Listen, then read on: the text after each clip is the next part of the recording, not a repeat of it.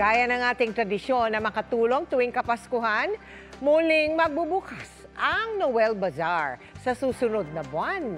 Mabibili nyo riyan ang ilang pre-loved items ng mga kapuso personalities. Nakapag-shopping ka na, nakatulong ka pa.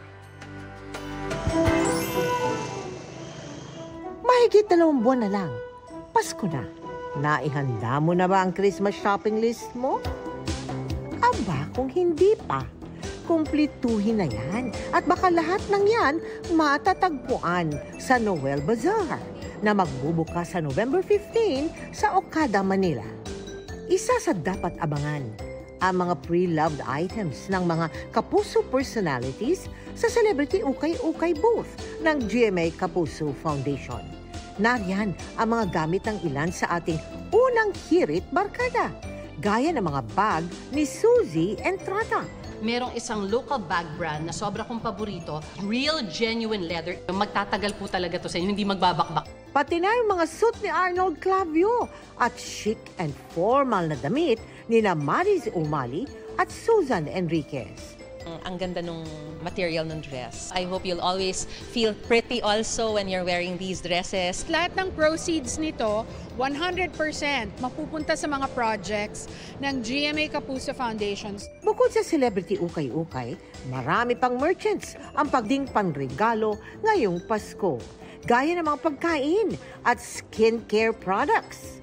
Meron kaming mga hand-painted the macarons and also the advent calendar and a lot of more. We're selling exfoliation, soap also. Sa product, we give up 15% of.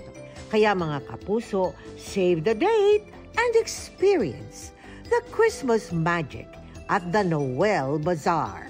We have about 600 merchants. Inaanyayahan po namin lahat kayong mga kapuso na dumalaw sa Noel Bazaar this coming November 15.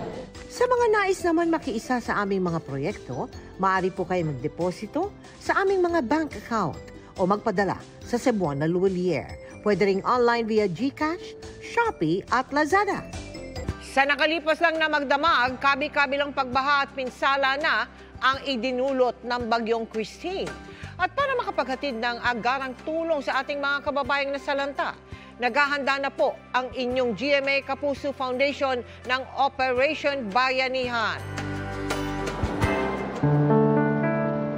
Di pa man nagla-landfall ang bagyong Christine, katakot-takot na bahana ang nagpalubog sa maraming lugar sa Bicol Region at Quezon Province. May mga bahay na halos bubong na lang ang kita. Pahirapan din ang rescue operation sa ilang lugar. Sa panahon ng kalamidad, laging kaagapay ninyo ang GMA Kapuso Foundation. Naghahanda na ang aming team para sa isasagawang Operation Bayanihan. Ngayong araw, bumiyahe na ang team ng GMA Kapuso Foundation patungong Albay. May babiyahe rin bukas papuntang Quezon Province.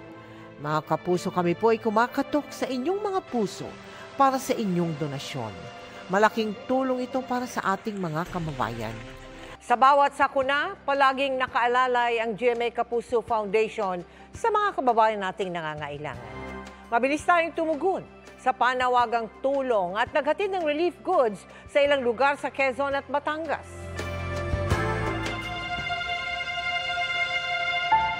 Nalubog sa baha ang ilang bahagi ng Katanawan at Lopez sa Quezon dahil sa malakas na ulan dala ng bagyong Christine. Halos bubungan na nga lang ang makikita sa taas ng tubig. Sa paghupa ng baha sa Katanawan, naabutan naming nag-aayos na mga gamit si Jocelyn. Mabilis daw tumaas ang tubig sa kanilang lugar, kaya para makalikas ang buong pamilya, hawak kamay nilang nilusong ang baha. Sabi ko nga po ay dyan sa pamilya ko, hindi baling maiwanan yung mga gamit natin, buhay natin, ang isalba natin. Sa barangay Kanda Ilaya sa Lopez, hanggang dibdib pa rin ang baha para makapaghatid ng agarang tulong. Sinuong ng GMA Kapuso Foundation ang malalakas na hangin at ulan at baha patungong Quezon. Mahigit 1,000 residente ang nabigyan ng food pack sa Katanawan. Nagpakain rin tayo ng lugaw Yung mga residente po natin dito sa bayan ng Katanawan ay nakauwi na po sa kanilang mga tahanan from evacuation center. Humihiling po na sana ay mabigyan ng tulong na iba't ibang ahensya po. Dagatid din tayo ng tulong sa Barangay Kanda, Ilaya at sa Lipa, Bawan at Lemery sa Batangas. Patuloy po na tumatanggap ang GMA Kapuso Foundation ng donasyong pagkain at iba pang gamit para sa mga nasalanta ng bagyo. Naka-flash sa inyong TV screen ang mga pwedeng i-donate at ang address ng aming warehouse at opisina. Nakikiusap po kami na sana hindi bababa sa 6 na buwan ang expiry date ng inyong mga donasyong pagkain. Para po sa cash donation, maaari din pong magdeposito sa aming mga bank account o magpadala sa Cebuana Lulier. Pwede ring online via GCash, Shopee, Lazada, Globe Rewards at Metro Bank credit cards. Ang inyong donasyon ay 100% tax deductible.